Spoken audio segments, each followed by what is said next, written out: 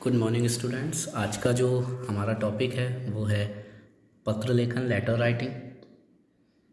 Class 9th के लिए आज मैं लेटर राइटिंग पर बात करने वाला हूँ। पत्र का शाब्दिक अर्थ होता है ऐसा कागज जिस पर कोई बात लिखी या छपी हो। पत्र लेखन के माध्यम से हम अपने भावों और विचारों को व्यक्त कर सकते हैं। पत्रों के माध्यम से एक व्यक्ति अपने बातों को लिखकर दूसरे तक पहुंचा सकता है।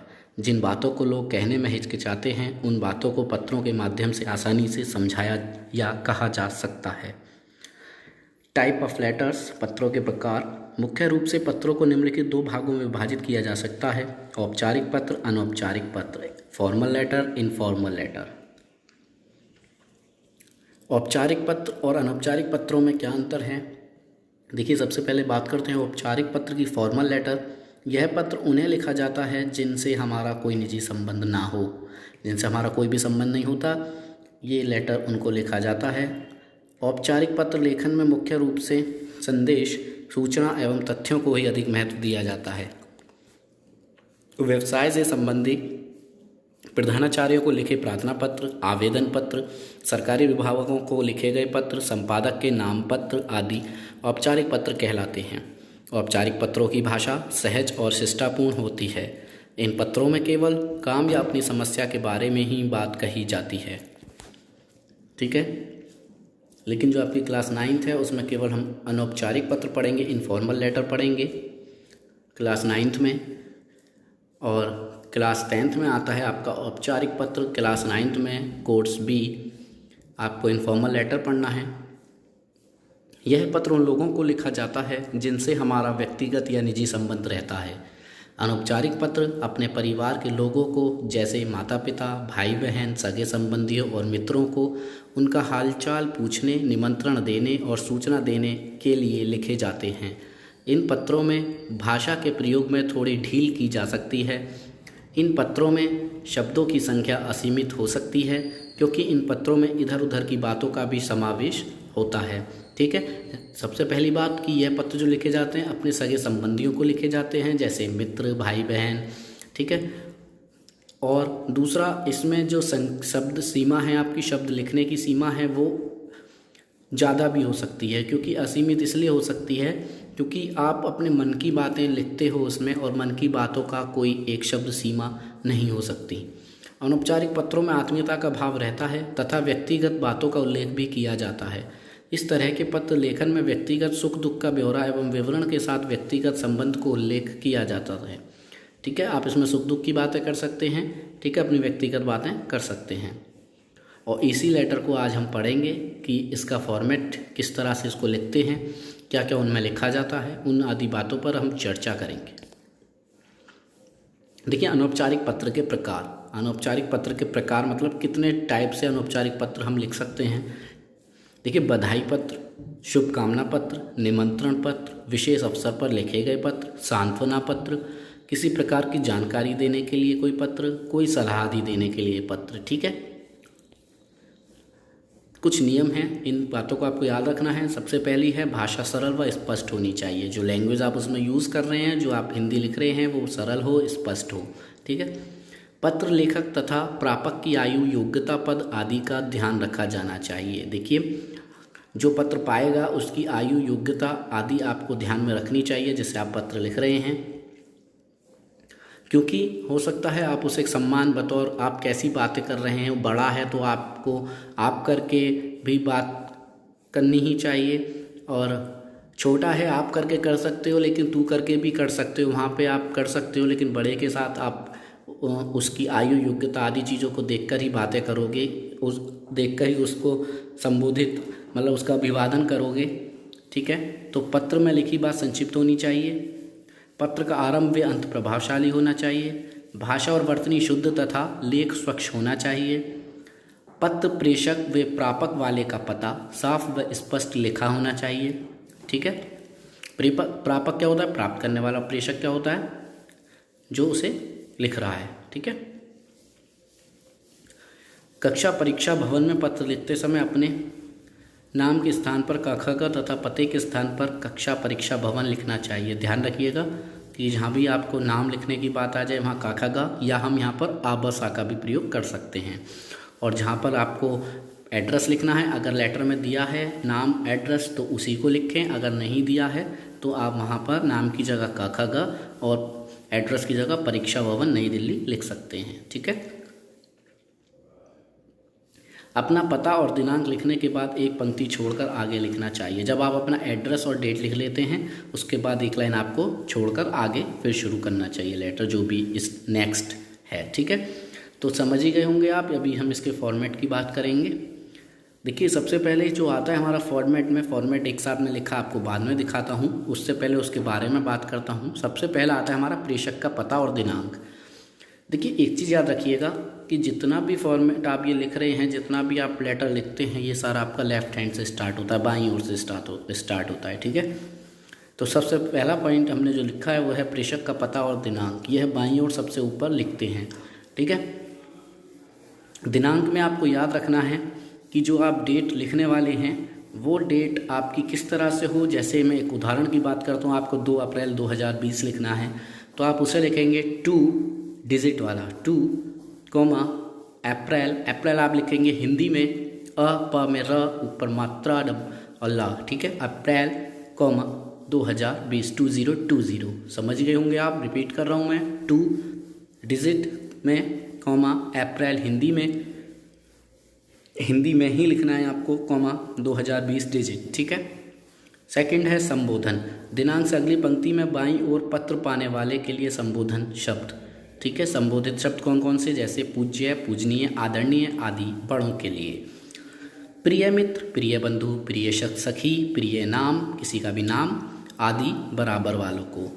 प्रिय किसी का नाम, चिरंजीव, प्रिय पुत्र, प्रिय पुत्री, प्रिय भाई आदि छोटों के लिए। ठीक है। थर्ड पॉइंट, अभिवादन। अनौपचारिक पत्रों में संबंधित व्यक्ति से संबंध एवं उसकी अवस्था अनुसार ही अभिवादन शब्द का प्रयोग करें। कैसे?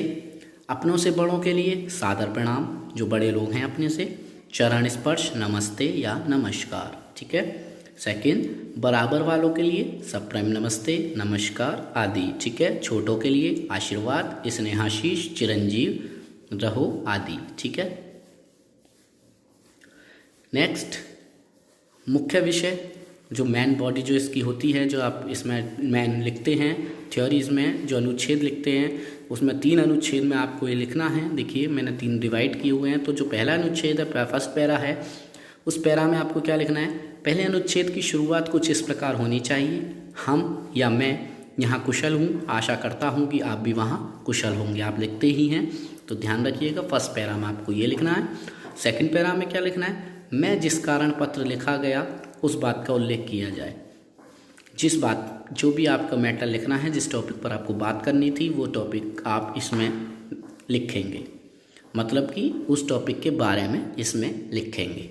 ठीक है। तीसरा अनुच्छेद, समाप्ति से पहले क्या है? कुछ वाक्य अपने परिवार व संबंधियों के कुशलता के लिए लिखने चाहिए, जैसे कि मेरी तरफ से बड़ों को प्यार, छोटे का आशीर्वाद। ठीक है। इस तरह की बातें आपको इसमें लास्ट पैरा में ऐड करनी होंगी। फिफ्थ है पत्र की समाप्ति। पर ये पर लिख गया है, पत्र है। पत्र को समाप्त करते समय पत्र पाने वाले के समीपस्थ व्यक्तियों के लिए यथा योग्य अभिवादन ज्ञापित करना चाहिए। ठीक है। सिक्स्थ है स्वनिर्देश। पत्र पाने वाले से संबंध। संबंध किस तरह से? जैसे बड़ों के लिए आपका आज्ञाकारी, प्रिय पुत्र या पुत्री आदि। ठीक है। बराबर वालों के लिए आपका, तुम्हारा, प्रिय मित्र, सखी, आपका स्नेह आदि। ठीक है। फीमेल है तो सखी का इस्तेमाल कर लीजिए और मेल है तो मित्र का इस्तेमाल कर लीजिए। ठीक है। छोटों के लिए तुम्हारा शुभचिंतक, हितैषी आदि। उसके बाद लास्ट आता है हमारा हस्ताक्षर। हम इसे नाम भी दे सकते हैं। स्वनिर्देश के ठीक नीचे पत्र लेखक के हस्ताक्षर अथवा नाम होना चाहिए। ठीक है। क्लियर? समझ में आ गया होगा आपके। उसके बाद हम चलते हैं नेक्स्ट इसके फॉर्मेट पे। ठीक है। देखिए, सबसे पहला लिखा है इसमें फॉर्मेट। जब आप इसको अच्छे से देख लेंगे कि सबसे फर्स्ट है पत्र लिखने वाले का पता। ठीक है। ये मैंने आपको बता ही दिया था, समझा भी दिया। एड्रेस क्या लिखना होगा? परीक्षा भवन नई दिल्ली। उसके ठीक बाद क्या लिखना है? दिनांक। ठीक है। आपको दिनांक लिखनी होगी। उसके बाद आपको दिनांक के बाद क्या लिखना होगा, संबोधन। लेकिन ध्यान रखिएगा दिनांक के बाद यहाँ पर आपको एक लाइन गैप करना होगा यहाँ पर, ठीक है, मैं जो आपको हाईलाइट कर रहा हूँ। उसके बाद संबोधन, संबोधन में मान्यवर, आदरणीय, पूजनीय, प्रिय मित्र, अनुज आदि, ठीक है। उसके बाद आपको संबोधन के बाद फिर लाइन गैप करनी है, ठीक है। उसके बाद आपको अभिवादन, सुप्रभात, सादर प्रणाम, नमस्कार आदि, ठीक है। उसके बाद आपको फिर ये लाइन गैप, फिर आपको पैराग्राफ लिखना है अपना। 3 पैरा ये मैंने दे दिए हैं, ठीक है। तो इसमें ये पैरा लिखेंगे। फिर उसके बाद मैंने तीनों देखिए पैरे के बारे में यहाँ पर फर्स्ट पैरे में क्या लिखना है, कुशल मंगल समाचार। सेकंड पैरे में लिख दिया विषय वस्तु जिसके बारे में पत्र लिखना है, और लास्ट समाप्ति, ठीक है। तो ये लिखे हुए हैं। प्रापक के साथ प्रेषक का संबंध, आपका प्रिय पुत्र, मित्र आदि, ठीक है। तो ये क्लियर हो गया होगा आपको। और लास्ट आता है आपका प्रेषक का नाम, ठीक है। एक चीज़ याद रखेंगे कि देखिए सारा यहाँ पर मैंने लेफ्ट हैंड की साइड सारा लिखा हुआ है, तो आप राइट में इस साइड कुछ ना करें, ठीक है। समझ में आ गया होगा आपके ये सारा। उसके बाद एक तो उदाहरण बात करते हैं, आगे चलते हैं। देखिए जन्म दिवस पर शुभकामना पत्र दिया हुआ है, ठीक है। तो इसको देख लीजिएगा। थोड़ा सा इसमें नियम याद रखेंगे, थोड़ा सा ये फॉर्मेट मेरा चेंज हो गया है तो इसको याद रखेंगे। देखिए सबसे पहले जो ये एड्रेस दिया हुआ है यहाँ पर आपको परीक्षा भवन नई दिल्ली करना होगा, ठीक है। बाकी ये प्रिय मित्र हो गया आपका। दिनांक यहाँ देखो ऊपर लिखी हुई है, ये रही, लेकिन आप जो जैसे मैंने अभी बताई थी उस तरह से डेट मेंशन करनी है इसमें। उसके बाद लाइन गैप है, ठीक है। फिर ये आपने प्रिय मित्र लिख दिया, लाइन गैप है, ये हो गया स्नेह नमस्कार, ठीक है। थोड़ा सा याद रखिएगा ये सारा आपका लेफ्ट पे, ठीक है। और उसके बाद है जन्म दिवस की, देखिए बधाई दी है इसमें, तो ये याद रखेंगे फॉर्मेट को और देखेंगे पूरा इसको क्या लिखा हुआ है कि जन्म दिवस की बहुत बहुत हार्दिक शुभकामनाएं। परम पिता से प्रार्थना है कि तुम्हें वह सदा स्वस्थ, सुखी, प्रसन्न और दीर्घायु बनाए रखें और तुम्हें अपने सपनों को साकार करने का अवसर प्रदान करें, ठीक है। पैराग्राफ चेंज करके लिखा हुआ है और यहाँ पर लास्ट में उसने अपना नाम भी दिया हुआ है, क ख ग कुमार, ठीक है।